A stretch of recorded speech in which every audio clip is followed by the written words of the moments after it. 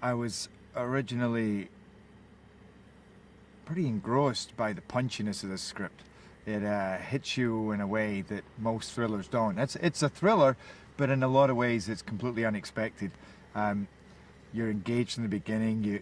You know, right from the start, when there's this kind of horrific event happens, and you're with this character, you think this is your guy, but suddenly you swap over and you're with somebody else. Your hero comes from another place, um, and I don't know. It was just a very kind of engaging, tense, scary story, but yet at the same time something that fills you with a lot of empathy and emotion for both characters.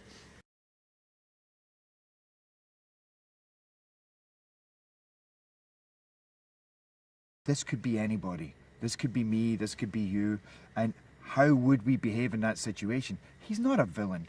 He didn't ask to be in this situation. If this hadn't happened to him, he wouldn't be where he is, and he wouldn't be exacting the revenge or being as violent or, as brutal as he is. But unfortunately, like I say, the randomness of life has left him in that situation. So for me, it was interesting to create this character who, in the end, you would be terrified of, but he's not a stock bad character.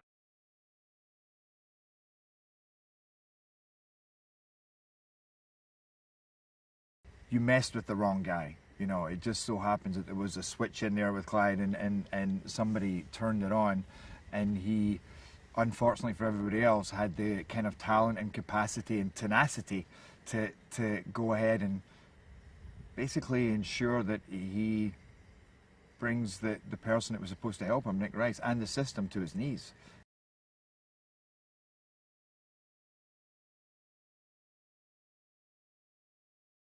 I've learned a lot from Jamie. I mean, he's a very, very smart guy. He's very talented. He's brought with Nick a huge amount of. I mean, he's managed to make Nick. In our previous drafts, I think our issue was we had a hero, but he was a little flat. So through working with the script, we already kind of juiced him up, and then Jamie came in and just made him fly. I mean, he's smooth, he's charismatic, he's intelligent, he's witty, but at the end of the day, he's a good man as well. He's a good family man.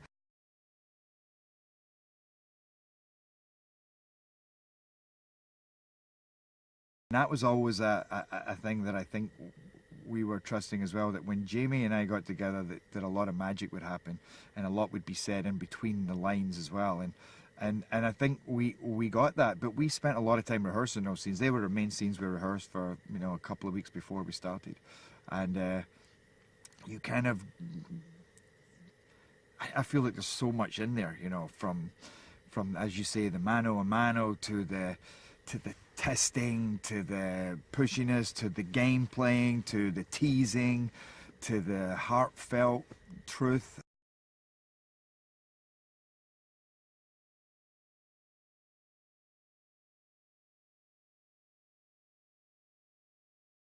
It's going to be a pretty memorable experience for the audience.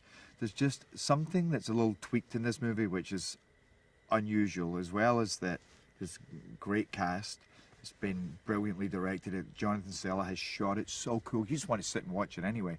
But on top of that, it has got this really unusual story that kind of turns everything on its head. And then the way, especially myself as a character, the things I do, it always cuts ahead of what you expect. So there's this, that's why I use the word punchiness, because it always comes and grabs you when you expect it least. And it doesn't play on it. It just happens. And you're left there going, even me watching, I'm going, no way. Oh my God. Oh, you're kidding me. And yet it never feels gratuitous or manipulative. It all comes from a kind of true yet entertaining place. So I think that there's a lot of mind-blowing stuff in this movie.